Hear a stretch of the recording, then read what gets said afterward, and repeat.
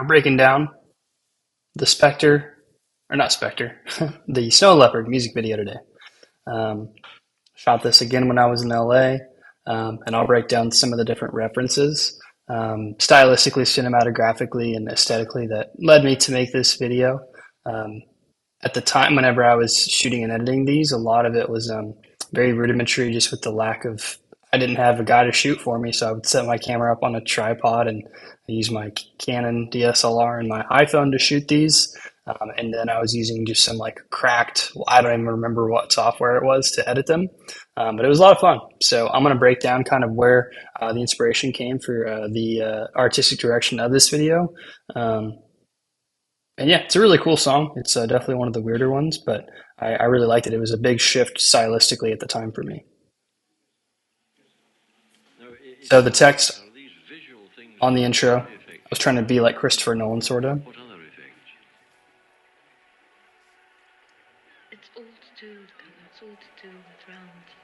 You can see this footage is shot backwards. Everything's color. Everything is.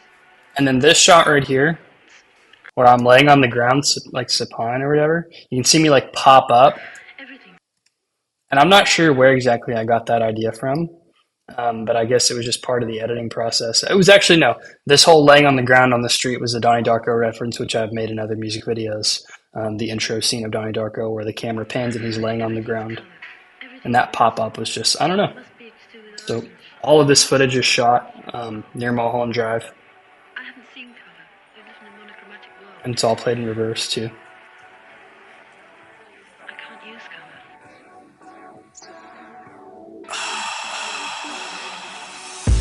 From the ash to the dust, crystallize the sunrise, beauty in its own right.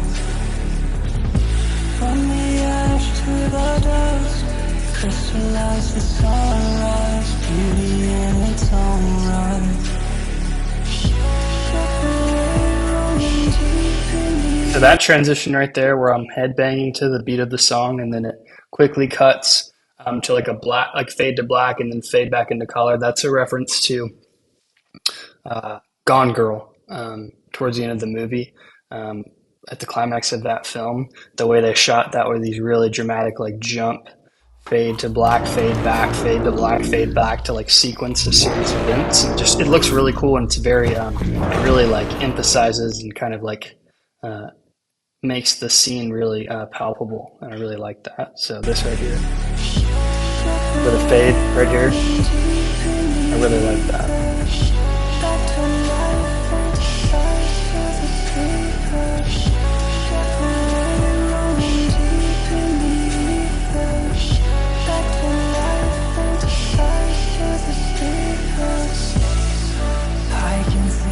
All of these shots they're all static. I shot them all on my tripod.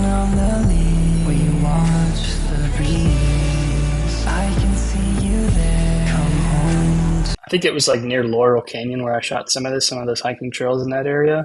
And like this shot right here, that one right there, I would literally have people like walking and hiking on the trail, like walking past me, like I had the song playing out loud, obviously, because whenever the song's playing out loud, then I can go back and like play the actual video footage and I can track it up with the audio, like with the sound file for the song. And I'm sure some of these people thought I was just like such a weirdo, just out here doing whatever. So people would walk by, what's up? Shooting a music video. What's that? I said I'm doing a music video. Oh, that's cool. Yeah, man, it's rad. And I would just go like right back into it. Come home to me, casting all my charms off the feet. From the ash to the dust, crystallize the sunrise. And that's something I've noticed too. Some of these shots where you see I'm just really like, I'm like arms crossed and I'm just like, I'm just like really, really just bobbing my head, banging my head, really getting into it. And that's something I've found just like whenever I'm really in the zone musically, it's performance music video, studio, playback, whatever. I'm just like, that's what I do. Like if something is really striking, I fucking just like do that. I'm just like really like headbang. I'm in the moment. I feel it. And so it's like the most pure way I can express that kind of emotion in bodily form. like that. Crystallize the sunrise, beauty in its own right. From the ash to the dust, crystallize the sunrise, beauty in its own right.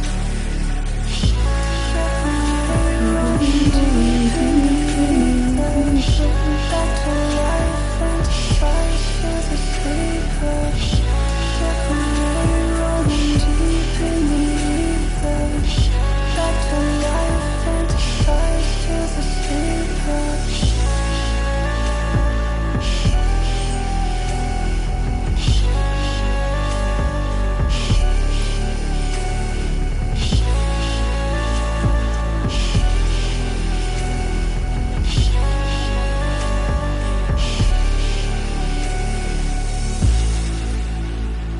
And I was really pleased with how all of this B-roll turned out.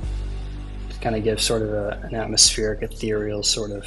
It was such an experience to like. I really like Memento. It's one of my favorite movies, and so I was always influenced by how Christopher Nolan shot some of that in reversed clips to give a stylistic feel to it and to play upon the focal point and thesis of the project. So something that Christopher Nolan and I don't remember, maybe Christopher Nolan, somebody else, but they talk about whenever you're editing a project, something that you can do is you can make the beginning of the project extremely complicated and highly nuanced and intricate, and then you can make the ending of the project highly complicated, nuanced, and intricate. And so by doing that, what people really remember about a project or anything that they watch or consume, they're usually going to remember the beginning and they're usually going to remember the end.